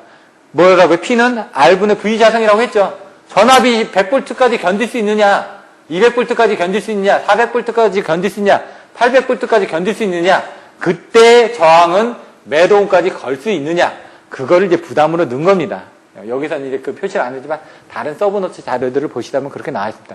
PD가 뭐라고요? 포텐셜 디비에이스가 CCPD가 있고 BCPD가 있어. 커플링을 한 거, 요는 부싱을 한 거. 아까 제가 뭐라고 그랬죠? 콘덴서하고 콘덴서를 분합을 해가지고 여기 보시면 여기 부분하고 여기 지금 CCPD 같은 거 이 임피던스에서 등가회로를 해서 계산하는 부분이 나온다. 그런 부분을 보시면은 콘덴서형 계기형 변압기에서 이 부하 Z에 무관하게 여기 걸리는 전체 전압하고 여기 된 전압이 일정하게 되면 된다. 그럼 애자로 절연을 했다는 얘기입니다. 애자로 절연을 해가지고 우리가 변성기라면서요. 전압을 변성하기 위해서 이렇게 하고 여기에 또 CT를 달아가지고 전류를 흘립니다. 그래서 여기서 MOF를 계산하는데 그게 이런 식으로 이제 계산이 됩니다. 이렇게 복잡하게 이렇게 Z값에서 무관하게 이렇게 한 페이지로 되는데 밀만의 정리를 쓰게 되면 더 간단하게 계산을 하실 수가 있습니다. 뭐 태분안의 등가전리, 노턴의 정리, 뭐 밀만의 정리 이렇게 나옵니다. 또 나중에 그런 것들을 보시면 되고요. 요거는 이제 기본서에 나와 있지는 않지만 접지망을 설계할 때 고려할 사항에 대해서 여러분들이 아셔야 됩니다. 토채소 접점 이남보, 토양에 대한 특성을 생각하고 최대 접지 전류를 계산하셔서 토채소, 소요 접지 저항을 결정해서 접지 저항을 계산하고 접지 저항을 계산해서 접전, 전위 경도를 계산해서 접전, 그 인체에 대한 위험에 대해서 안전성을 확보를 해가지고 보호를 하거나 이렇게 해야 된다. 이런 식으로 이제 여러분들이 이런 키워드를 가지고 자꾸 말을 만들어서 외우셔야 됩니다. 여기서는 좀 약간 더 틀려집니다. 접지의 목적이 뭐라고요? 아까 세 가지 나왔었죠. 기본서에 나와 있는. 인체 사고 방지, 기기 절연 방지, 보호계진기 동작 전류 확보. 이런 식으로 이제 접지에 대한 목적들을 써주시고, 접지 설계 순서는 위너의 사전급법, 콜라시 브르지법 이런 부분들에 대해서는 생략을 하겠습니다. 나중에 나오니까. 다른 자료들 참조를 하십시오. 이건 연구반에서 설명을 해주실 거니까. 지압률을 계산해서 소요 접지의 저항을. 근데 사실상 이제 토양의 특성을 하기 위해서, 토양의 특성을 고려하기 위해서 이런 부분은 고유저항을 계산하는 건다. 그죠? 반원급법을 해가지고 계산하고 아니면 EPC에서 사전극을 통해가지고 전류를 인가해가지고 전위 강화를 계산해가지고 전위 강화 계산법에 의해가지고 계산한다든가. 이렇게. 그래서 토양 같은 경우 특정이 틀려집니다. 접지장을 계산하면 해변가는 더 접지장이 잘 나옵니다. 왜? 염분이 있으니까. 근데 산 같은 경우는 접지장이 잘 안 나옵니다. 안반이 있으니까. 토지에 대한 그 고유저항이 틀려진다는 얘기죠. 여름에 측정할 때하고 겨울에 측정할 때 접지장이 틀려집니다. 겨울에 측정하면은 접지장이 더 잘 안 나옵니다. 그렇기 때문에 겨울에 측정했을 때가 더 정확하겠죠. 뭐 변을 갖다 붙는다든가 아니면 또 여러 가지 접지장제를 매설을 한다든가 매설지선을 쓴다든가 여러 가지 접지장 저감법이라든가 이런 것들은 나와 있습니다. 소요 접지장을 계산하기 위해서 전압으로 이제 계산했다. 여기에는 이제 또 보폭전압이라든가 접촉전압이 나옵니다. 그걸 계산하기 위한 방법. 여기 보시면 2분의 1로 나가면 이제 보폭전압이 되겠죠. 발이 두 개가 있으니까 두 개로 나누겠다. 임피던스를. 그거고요.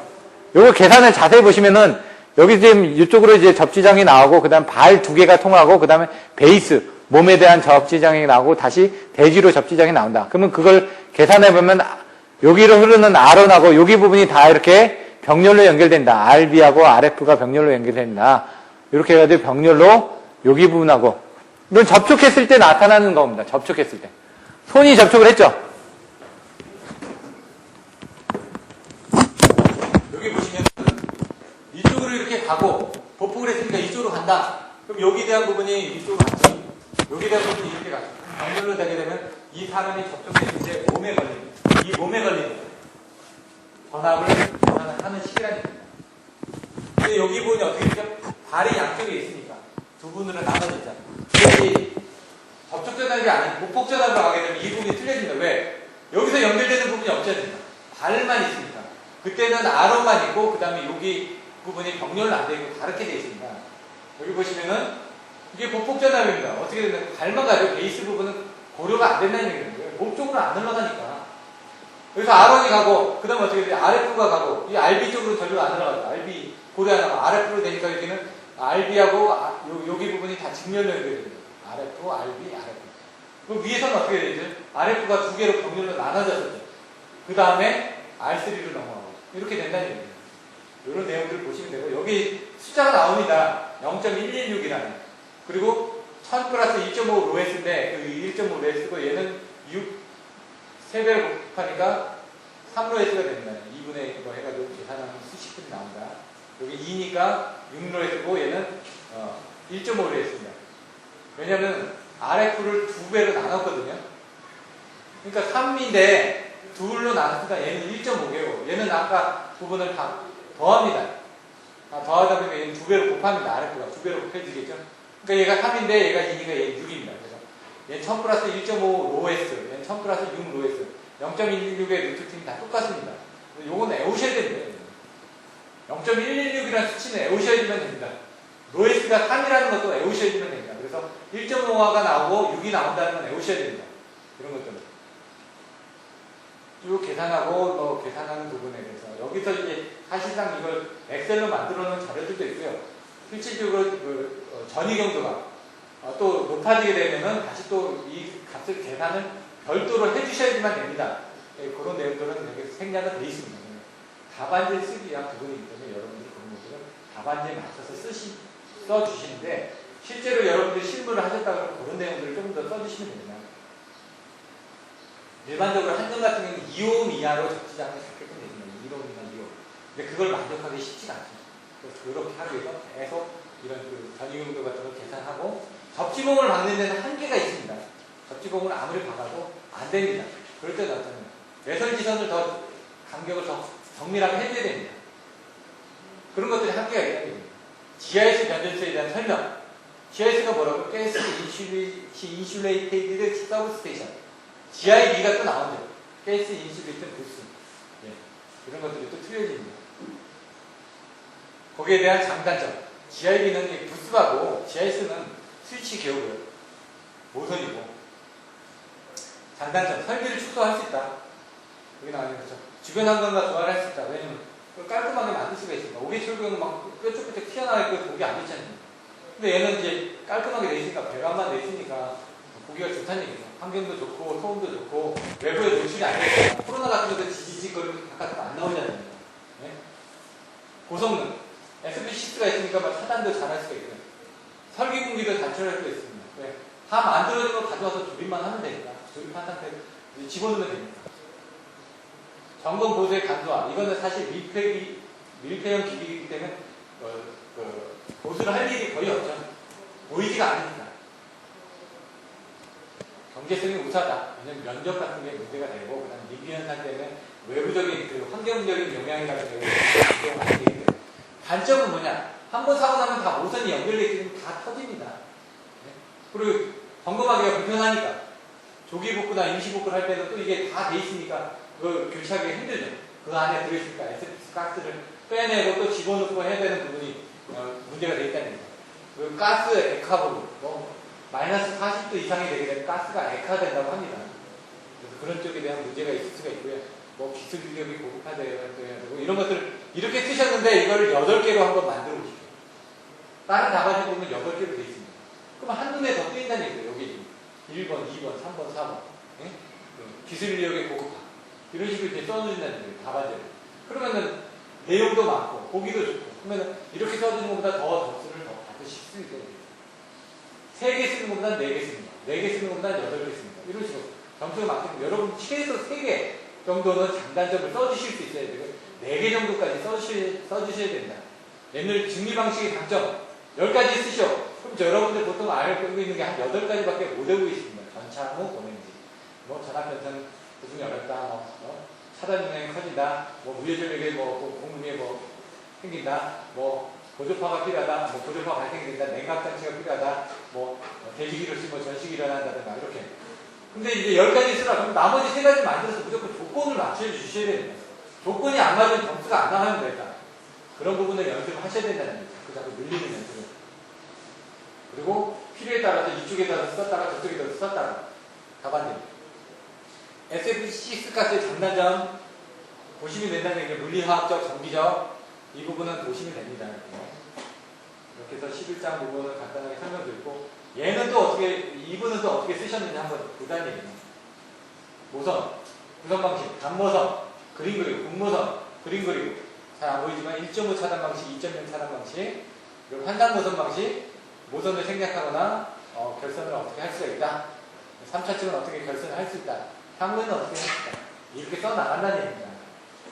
차단기의 전격과 공작 책무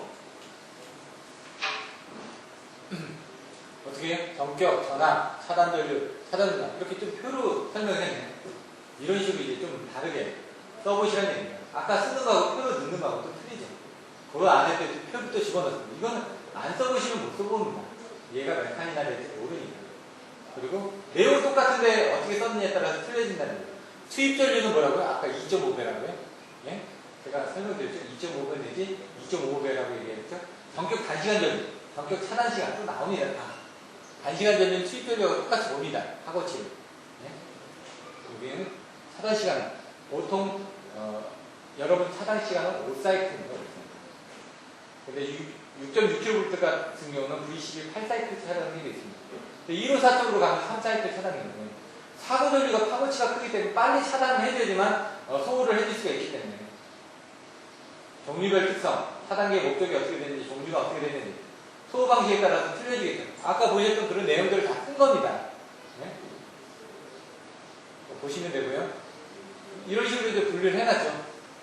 표로 쓰시라. 제가 네, 향후 전망, 전기 트립 제어, 트립 방식, 콘덴서 트립 방식도 있지만 항시 트립 방식도 있고, 수동 투입, 스프링 투입, 전기 투입, 공기 투입, 투입 방식 여러 가지 내용이 나오죠. 이런 식으로 이제 분류를 합니다. 정확하게 분류를 해서 간단하게 내용만 써주시라는 얘기입니다. 차단기 트립 방식은 전기 트립 방식의 진유전압, 부유전압, 가전류 트립, 부족전압, 콘덴서 트립 방식 있다는 얘기입니다. 후기도에서 상시여자, 순시여자 나오고요. 이렇게 분류를 해주셔야 됩니다. 부족전압은 직접식, 간접식 이렇게 CTD 방식을 해가지고 충전된 CTD 해가지고 콘덴서 트립 디바이스에서 트립을 해주는 부분도 있다. 차단기 트립 방식 선정 시 고려해야 될 사항이 없습니다. 이런 내용들도 정리해 보시고 트립 클리너란 뭐냐? 트립이 우선이다 이게 무조건. 투입된 상태에서도 트립되어 있는 상태에서 계속 트립이 우선. 투입이 들어가더라도 항상 트립이 먼저 우선이다. 그런 내용들을 보시면 됩니다. 기계적 트립, 정기적 트립. 이거는 그 V12에 대한 시퀀스에 따라서, 메커니즘에 따라서 조금씩 틀려집니다. 내용 보시면 될 것 같고요. 조상용 콘덴서 회로의 개폐 특징. 개폐 할 때 특징이 어떤 거예요? 투입 시, 아까 얘기한 투입 시의 문제점. 그 다음에, 개방 시의 문제점. 설명드렸을 때, 이전에, 부장의 이상전압에서 이런 부분 다 설명드렸습니다. 그런 내용들을 한번 다시 돌아서 보시면 될 것 같습니다. 재조모가 발생 안 됐고, 재조모가 제동현상이 있을 때하고 무제동현상이 있을 때 어떻게 되는지. 그런 부분 설명드렸고요. 전력용 풀지의 특성, 이거는 한량이냐 비한량이냐, 이런 내용 가지고 한번 보시면 됩니다. 넘어가고요. 요거 퀴즈 특성은 이제 나중에 이제 12장에 가서 보시면 네트워크 방식이 나오면서 스폰 네트워크 방식이 나옵니다. 스폰 네트워크 방식을 보시면은 이제 캐스케이딩, 이제 저압의 네트워크 방식을 사용하자면 캐스케이딩 장애라는 게 생깁니다. 그때 이제 부분 개폐기에 대한 퓨즈가 특성이 끊어져야 되거든요. 저압이 끊어지고 부분계획이 끊어지고 TR1 차트, 활용 퀴즈가 끊어지고 이런 식으로 나올 때 그런 퀴즈에 대한 내용들 좀 알고 계시면 도움이 됩니다. 고화 계획의 용량, LBS 나오고 LBS, DS, COS, ASS, IS, PF, GS 나오는 계획의 부분 이런 내용들을 한번 참조를 해서 보시면 됩니다. 설명은 생략을 하겠습니다. 중요도가 떨어지니까 부분을 넘어가겠습니다. 개교용 변성기 종류 아까 CT, PT가 어떻게 된다면 ZCT도 있고 Z나 G가 붙으면 전부 다 G락에 관련된 부분이라고 얘기했습니다. 네. 내용들 보시면 되고요. 자, 결선에 대해서 직렬 접속, 변율 접속, V 결선, 교차 접속, Y 결선, 베타 결선, 3차 연선, 분류 결선. 이건 CT의 접속 방식에 따른 분류입니다. CT 결선에 따른. CT 요거는 가전류 점수, 가전류 강도는 내용에 따른 분류. 분류를 어떻게 정확하게 잘 해주냐가 여러분들의 답안지의 어떤 그 효율성이 틀려지겠죠. 간단하게 내용 써주고 그림 그려주면은 연결이 다 됩니다. 배경 변화도 있고요. PT 결선, PT, CT 사용법상의 차이점들도 내용이 나옵니다. 이중기 CT 같은 경우는 이권선 CT입니다. CT 내용을 어떻게 설명하는지 그런 내용들을 여러분들이 살펴보시면 됩니다. 권선련 CT, 단일비 CT, 다중비 CT, 3차 원선부 CT 이렇게 내용이 나오고요. 이런 내용을 한번 살펴보시면 됩니다. 변류기 CT 개방 내용 나왔을 때 25초짜리 나오기 때문에 여러분들이 이런 부분을 이 등가열을 그리고 아까처럼 등가열 벡터들을 그려가지고 여러분들이 설명할 수 있어야 됩니다. 근데 내용은 아시죠? 등가열을 그리고 이 그림을 아까처럼 IT, IS, IM, IE 여자전류가 지금 다 1차측으로 지금 되기 때문에 2차측에 과전압이 유기돼서 포톤이 된다. 이런 내용들을 설명을 드리는 겁니다. CLR, 커렌트 리미티드 레지스터 해가지고 사용 목적 비접촉에 통해서 그 지락전류를 제한하는 부분들 그 전에 설명드렸고요. 넘어가겠습니다. GPT에서 CLR을 하는 것은 중성점에 지금 철분기 같은 거를 지금 잡아주기 위해서 쓴다. 이런 내용들도 나와 있습니다. 보시고요. 뭐 결선 방식 4가지에 대한 장단점 이런 부분 보시면 되고요. Y 결선 부분 보시면 되고 델타 결선 보시면 되고요. 이렇게 했고요. 나머지는 한번 보시면 될 것 같습니다.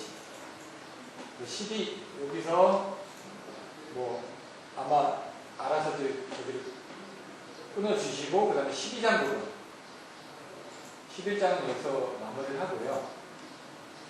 12장은 원래 11장, 12장 다 하기로 했었는데 여러분이 처음 오신 분들 때문에 제가 이렇게 했는데 12장에 대한 내용을 오늘 조금 하고 대전선로에 대한 전기 방식 부분은 다음 주에 12-4번은 다음 주에 하겠습니다. 그래서 거기 부분부터 해가지고 13장 하고 14장까지 뭐 어떻게 되는지 해가지고 좀 진도는 많이 늦었지만 여러분들 기초 부분이 확실해야 되기 때문에 발전 쪽은 좀 시험이 잘 안 나옵니다. 나중에 가서도 여러분들 충분히 공부를 하실 수가 있습니다. 소배전 공학이 중요하기 때문에 이런 부분은 많이 얘기하고요. 12장 가서 보시면 고압 배전 방식이 나옵니다. 책에 보시면은 책에 있는 내용을 간단하게 한번 읽어드리고 그 다음에 여기 보시면은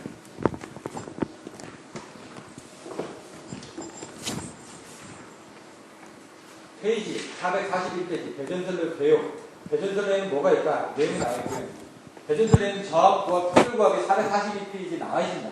저압은 600V 근데 뭐가 600V예요? AC 600V 그리고 DC는 750V 고압은 그 이상인데 600V에서 7000V까지 특고압은 7000V 이상 이렇게 정의를 해주시면 됩니다. 고압 배전 계통의 구성에서 급전선, 간선, 분기선이 나옵니다. 이제 급전선은 메인 그리고 간선은 중간, 분기선은 말단 이렇게 보시면 됩니다. 그래서 거기에 대한 설명들이 나오고 급전선은 궤전선이라고도 부른다. 간선에서 나눠지는 부분을 궤전점이라고 보면 된다. 분기선은 말단으로 가는 부분이다. 이런 내용들 보시면 되고요. 444페이지 가시면 고압 배전선 구성이 나옵니다. 수지식, 환상식, 만상식. 수지식이 뭐라고요? 방사선식입니다. 나뭇가지처럼 퍼져나간다. 환상식은 루프식입니다. 그래서 루프가 된다. 망상식은 네트워크가 된다. 그래서 446페이지 보시면 상식회로 루프, 상식회로 루프가 나옵니다. 그거에 대한 그림이라든가 이런 것들을 지금 조금 이따 여기서 이제 보여드릴 계획을 하기 때문에 간단하게 내용을 설명드리는 거고요. 고압 지중계통. 가공계통에는 이렇게 되어 있지만 지중계통은 또 틀려진다는 얘기죠. 그래서 여러분들이 배정계통을 나눠주실 때는 가공하고 지중으로 나눠주셔야 됩니다. 고압에 대한 가공 지중, 저압에 대한 가공 지중. 근데 저압에서는 보시면은 내용들이 또 틀려집니다. 고압의 지중계통은 방사 방식이 있고 예비선 절제 방식이 있고 한상 공급 방식이 있고 스폰 네트워크 방식이 있다는 얘기입니다. 그래서 스폰 네트워크 방식에 대해서는 이따가 자료들을 보고 또 설명을 드릴 겁니다. 저압 배정계통의 구성에서는 어떻게 되냐? 방사선 방식, 저압 뱅킹 방식, 저압 네트워크 방식 세 가지가 있다는 얘기입니다. 그리고 저압 뱅킹 방식에서 뱅킹 방식은 450페이지에 계시는 동일 고압 배전선에 접속되어 있는 2대 이상의 배전용 변압기를 분리해서 저압식 간선을 병렬 접속하는 방식을 저압 뱅킹 방식이라고 얘기합니다. 그래서 451페이지에 책에 그림이 나와 있습니다. 그거를 일단 여기 또 설명드리기 전에 루프가 되어 있다는 얘기입니다. 루프가 되어 있거나 선상 뱅킹이 되어 있거나 하여튼 1차 측도 병렬이 되어 있고 2차 측도 병렬이 되어 있다. 이게 지금 뱅킹 방식이라는 얘기입니다. 뱅킹 방식을 사용하다면 이제 캐스케이딩이란 장애가 일어난다. 캐스케이딩은 뭐냐? 점차 이제 연결이 된다는 얘기입니다. 파도가 밀려오면 이제 전차 넘어지듯이. 그러니까 볼링공이 있으면 앞에 맞추면 어떻게 되죠? 앞에 게 뒤로 넘어지고 뒤에 게 또 넘어지죠. 마찬가지로 앞에 게 떨어졌을 때 뒤에 것도 순차적으로 넘어지는 차단되는 현상을 캐스케이딩 현상이라는 얘기입니다. 그걸 방지하기 위해서 어떻게 해야 될까? 말단에서 사고 나면 떨어지라는 얘기입니다. 지금 보시면은 이따가 설명이 되겠지만 책에 보시면 이렇게 나옵니다. 여기 뒤에 또 내용이 나옵니다. 그래서 말단에서 사고 나면 내리게 있는 게 떨어지고 그 다음에 옆에 부분 대패기에 있는 퓨즈가 떨어지고 맨 위에 TR1차 측 퓨즈가 떨어지는 얘기입니다. 저압 네트워크 방식이 망상식처럼 해가지고 내용이 나왔고요. 거기에 대한 설명들이 나왔습니다.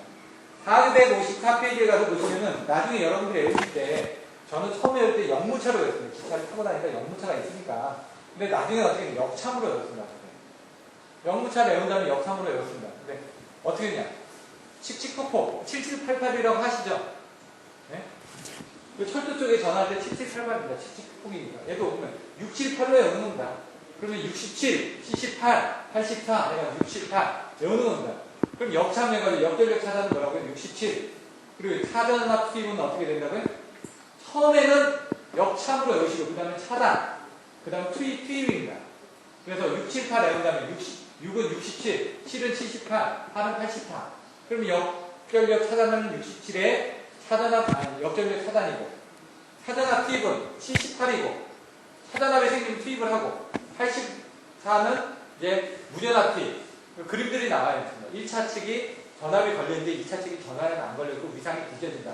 무전압에서 투입을 하는 거고. 차단압 투입은 1차 측하고 2차 측에 차단압이 생겼습니다. 그럼 투입을 하는 겁니다. 역전력 차단은 1차 측에 사고가 나가지고 2차 측부터 전류가 1차 측으로 흘러 들어갑니다. 전류가 역으로 가죠. 그때도 문제가 되니까 차단을 하라는 얘기입니다. 두 번째, 세 번째는 정전이 됐을 때 아니면 문제가 생겼을 때 빨리 투입을 하는 부분이고요. 첫 번째는 사고 났을 때 차단을 하는 부분입니다. 그런 내용이 나와 있는데 454페이지에 기기 배치들을 보시면 74라고 표시가 되어 있습니다. 그건 이제 틀렸습니다. 78번입니다. 그래서 보시면은 중간에 그림 12-14에 보시면 74라고 되어 있는 부분은 78로 고쳐주시면 됩니다. 그리고 뭐 1회선 수전 방식, 예비선 절제 방식, 평행 2회선 방식, 루프 방식, 스폰 네트워크 방식 이런 것들은 이제 예제 12-1이 나와 있는데 그런 부분에 대한 것들은 살펴보시면 됩니다. 문제로 나옵니다. 이렇게 해서 458페이지까지 관련된 부분만 내용을 설명드리고 이 시간은 마치고요. 다음 시간에 배전설의 전기 방식에 대해서 설명드릴 텐데 배전설의 전기 방식 3상 3선, 3상 4선 그리고 배전자납을 올렸을 때 단상 3선, 단상 2선에 관련된 전기 방식별 소유 전선에 대한 내용이라든가 소유 전력량에 대한 내용이라든가 이런 것들을 비교를 해드릴 겁니다. 지금까지 설명드렸던 부분을 이제 답안지에서는 어떻게 설명을 드리는지 한번 자료들을 가지고 한번 살펴보시겠습니다. 책에 있는 내용을 이제 시간에 가지고 설명을 해야 되는데 시간 단계상 이제 보시면요. 배전 쪽은 배전을 하는 게 뭐냐? 수지상 뭐라고요? 어떻게? 나뭇가지로 간다. 여기 보시는 것처럼 나뭇가지처럼 간다. 여기 나뭇가지 모양이라는 게 들어가야 된다는 얘기입니다. 키워드가 방사선은 수지상하고 방사선은 같다. 제가 이제 같은 말들이 많이 있습니다. 특성 임피던스, 고유 임피던스, 가도 임피던스 뭐 이렇게 나온다고 그랬죠? 네? 서지 임피던스 이건 똑같은 내용입니다. 다 4개 합니다. 또 뭐냐? 전류수로 계산하는 기준 임피던스, 예? 슬랙 모선, 기준 모선, 슬랙 모선, 그 다음에 스윙 모선 이건 다 같은 얘기입니다. 나중에 과도 접지 저항에 대해서 설명하시오. 그럼 그 내용을 모르면 이제 설명을 못한다는 얘기예요. 특성 임피던스에 대해서 설명하시오. 똑같은 내용이거든요. 그런 내용에 대해서 질문자가 의도하는 내용을 뭔지를 정확하게 파트를 설명해 주셔야 됩니다. 약간의 그 관점에 따라서 아가 다르고 어가 다릅니다. 네? 사성은 걸로 해가지고 여러분들이 핀트가 틀려지면 점수가 안 나올 수가 있다는 거예요. 순간적으로 뭐로 가도 저기로 가면 된다고 하면 똑바로 가야 되는데 옆으로 가다 한참 가다가 다시 돌아오면 이 사람이 이걸 진짜 알고 쓴 건지 애워서 쓴 건지, 네? 한눈에 그 사람이 알고 있다는 걸 보여줘야 되는데 막 서론에서 막 이것저것 많이 써봐야 문제가 된다는 얘기입니다. 딱 서론에서는 내가 앞으로 뭘 하겠다라고 표출해 주시고 본론에서 그거에 대한 설명을 해 주시라는 얘기입니다. 그럼 채점자가 그 부분이 피트가 안 맞더라도 이 사람이 얘기하고자 하는 게 맞다라고 하면 어느 정도 부분 점수를 줄 수가 있다는 얘기입니다. 이제 전시험 같은 경우 워낙 그런 부분 점수들이 이제 많지가 않았다는 얘기고요. 보시고요. 환상식, 루프식, 그 다음 망상식이 또 나오겠죠? 이 그림 그려주고요. 그 다음에 세 번째는 망상식, 고압 네트워크 방식으로 해가지고 한다. 책에 있는 그 부분을 그림을 그려주시면 됩니다. 그 다음 고압 지중배천구 했던 게 뭐라고요? 방사상이 있고. 방사상은 똑같은데 예비선 절대 방식이 있고요. 그 다음에 한상 공급 방식인데 상시냐 지금 또 개방이냐 이렇게 나눠지겠죠. 개방은 여기가 지금 개방이 돼 있다는 얘기입니다. 이쪽에 하나가. 상시는 이게 항상 한상 방식으로 루프가 돼 있다는 얘기고요. 순수 항상 방식, 스폰 네트워크 방식은 이와 같이 사실 2개 이상의 변전소에서 3개의 노선으로 연결된 게 스폰 네트워크입니다. 우리나라 같은 경우 이제 정부 청사라든가 아니면 청와대라든가 일부 제주도 같은 경우 이렇게 스폰 네트워크 방식으로 연결이 되어 있습니다. 보호 방식도 틀려진데 얘 차이점은 요 자세히 보시면요. 설명이 스폰 네트워크 방식은 자세히 보시면 변압기 1차 측의 차단기가 없습니다. 네트워크 프로텍터로 이제 보호하는 방식입니다. 요거는 변전소입니다. 변전소에서 수용가까지 오게 되면 변전소에 차단기가 있고 수용가의 메인에 차단기가 또 있어야 되거든요. 거기에 차단기 대신에 네트워크 프로텍터를 사용한 겁니다. 그리고 TR을 쓰고 그 위에 프로텍터 퓨즈하고 CB를 써가지고 네트워크 이 부분을 상시로 모선을 연결한 겁니다. 이건 3중화를 하는 겁니다. 3중화를. 2중부하가 아니라 3중화를 해가지고 얘가 하나 끊어지더라도 나머지 2개로 여기 부분이 다 병렬 운전을 하고 있는 겁니다. 여기 모선이 지금 타이가 없습니다. 요게 타입니다. 근데 여기 지금 네트워크 프로텍터의 맹점이 여기가 있습니다. 이 구간이. 요 구간에서 사고 났을 때, 요 구간에서 사고 났을 때, 요 구간에서 사고 났을 때, 요 구간에서 사고 나면 어떻게 되죠? 여기 떨어집니다. 여기 구간에서 사고 날 때는 얘가 떨어집니다. 여기 구간에서 사고 났을 때는 어떤 부분에 대한 문제점들이 생기겠죠? 그런 내용들이 나와 있습니다. 일단 뒤에 가서 보시면. 스폰 네트워크의 수변 방식 구성 요소이 보였죠. 전력회사의 변전선에 나온 2회선 이상의 네트워크 배전선의 수전용 개폐기를 통해서 변압기를 접속했다. 네, 변압기의 2차 측은 프로텍터 차단기를 통해서 모선을 병렬 접속해서 전력을 공급하는 방식이다. 아까 내용 이해하시는데 그걸 풀어서 써주시면 됩니다. 1차 측에 부하 개폐기 있고 2차 측에 프로텍터 차단기로 썼다 이겁니다. 그 특징은 뭐라고? 1차 측에 차단기가 없다. 1차 개폐기, 네트워크 TR, 130% 과거에 30% 운전이 가능할 것. 이런 내용들이 설명이 되어 있죠. 그걸 계산하게 되면 한 대가 죽었을 때 운전이 가능하게끔 하는 겁니다. 이것만 3대에서 한 대가 빼졌습니다. 2분의 130 곱하기 이렇게 계산을 하시면은 어느 정도 얘가 공급할 수 있는 부분이 나온다는 얘기입니다. 100% 운전이 가능하다. 이거고요. 배전선이 사고가 났을 때 CB하고 여기서 사고 나면 어떻게 되죠? 변전선 차단기가 동작합니다. 예? 여기서 역전력이 흘러가겠죠? 아까 역차로 해가지고 67이 차단기가 동작해가지고 여기가 끊어집니다. CB가. 그렇기 때문에 이 양단의 구간에서 사고가 차단이 된다는 얘기입니다. 이런 것들은 내용을 보시고요. 그 다음에 프로텍터 퓨즈하고 여기 사이에서 여기서 사고 나면 어떻게 될까요? 요거는 지금 여기서 사고 나면은 요 1차 측에 전류가 안 흐릅니다. 변압기 쪽 접지 방식 때문에 여기가 보호 구간의 맹점이 되는 겁니다. 여기 구간 제대로 보호가 안 된다 이거죠. 요 퓨즈 전단에서 사고 나는 거예요. 근데 이 퓨즈 2차 측에서 사고 나면 어떻게 돼요? 퓨즈가 끊어지겠죠. 그래서 여기가 보호 맹점이라는 것만 알고 계시면 됩니다. 여기 구간에서 사고 나면 퓨즈가 보급도가 어렵다면 퓨즈가 끊어지니까. 그래서 어떻게 되냐? 퓨즈하고 시비 간격을 여기 구간은 여기서 사고 나면 차단기가 떨어질 테고 이렇게 되어 있습니다. 그래서 이런 구간들을 보호 맹점에 따라서 차단을 시켜줘야 된다는 얘기죠. 이게 이제 말단으로 간 부분에 대해서 급전선, 간선, 분기선에 대한 개념을 가지고 여기는 뭐라고요? 분기선에 대한 개념이라는 얘기입니다. 그런 것들을 내용을 잘 알고 계셔야 됩니다. 스폰 네트워크 수전에서 네트워크 프로텍터의 동작 뭐라고요? 뭐가 있다고 그랬죠? 역전력 차단. 그 다음에 차전압 T, 무전압 T, 번호는 몇 번이라고요? 67, 78, 84. 역차무, 에우시라고 했죠? 차단 T. 차전압 투입할 때 차전압이 되면은 투입이 된다. 무전압일 때는 이건 전압이 없을 때 여기 전압이 걸려있으면 자동적으로 투입이 된다. 왜? 전원을 안정하게 공급을 하기 위해서 투입이 목적이라는 얘기예요. 정전 없이 가전하기 위해서 얘는 네트워크 방식을 사용한다는 얘기입니다. 두 개의 변전소에서 2대 이상의 변압기를 정렬 운전을 하고 있다는 얘기입니다. 저 배전소의 구성 방식이 어떻게 된다고요? 설명드렸죠? 고압은 가공하고 지중이 틀려졌죠. 수지식, 환산식, 만산식. 그 다음에 고압도 가공이나 지중인에 따라서 일회선 절체 방식이라든가 예비선 절체 방식이라든가 여러 가지 나왔죠. 여기서는 저압은 비슷하다는 얘기죠. 방사상은 꼭 나온다는 얘기죠. 그럼 어떻게 됩니까? 저압 뱅킹 방식이 있고 저압 네트워크 방식이 있다. 이 세 개는 구분을 하셔야죠. 뱅킹 방식은 뭐냐? 병렬이라고 했죠. 1차 측도 병렬이 되고 2차 측도 병렬인데 2대 이상의 병렬이다. 근데 이 부분이 병렬이 되어 있는데 여기 보시면 여기 차단, 여기 휴즈가 들어가고 여기 휴즈가 들어가고 여기 휴즈가 들어간다.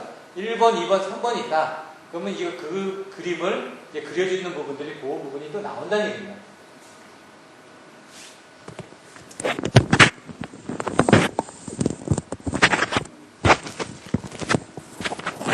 (1번) (2번) (3번) 부분이 이제 설명이 여기에 퓨즈가 하나 있고요. 여기 구분 퓨즈가 있고 여기 퓨즈가 있습니다. 예? 근데 여기 퓨즈는 제일 늦게 동작해야 되고요. 그 다음 퓨즈는 여기 동작해야 되고 그 다음 퓨즈는 여기 동작해야 된다는 거예요.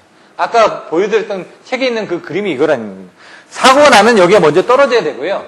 그 다음에 얘가 떨어지면 안 된다는 얘기입니다. 얘가 떨어지면 이 1차 측에 대한 변압기 용량이 문제가 될 수가 있고 파급이 될 수가 있기 때문에 얘를 구분을 해줘서 사고 구간을 여기를 구분을 해서 끊어주고 그 다음에 여기가 끊어져야 된다는 얘기입니다. 이런 식으로 보급주를 하는 부분에 대해서 설명이 나와 있습니다. 뒤에 또 그림이 나와 있을 거고요. 저압 뱅킹 방식 캐스케이딩 장애가 지금 이제 설명드린 내용입니다. 어떻게 해요? 여기 부하 부분에 저압에 대한 한류 퓨즈가 이렇게 끊어지고 구분 계획에 퓨즈가 끊어지고 그 다음에 고압 퓨즈가 이렇게 끊어지고 이렇게 지금 설명이 나와 있습니다. 이런 내용들만 여러분들이 알고 계시면 될 것 같습니다. 수전 방식 이거는 책에 있는 예제 문제입니다.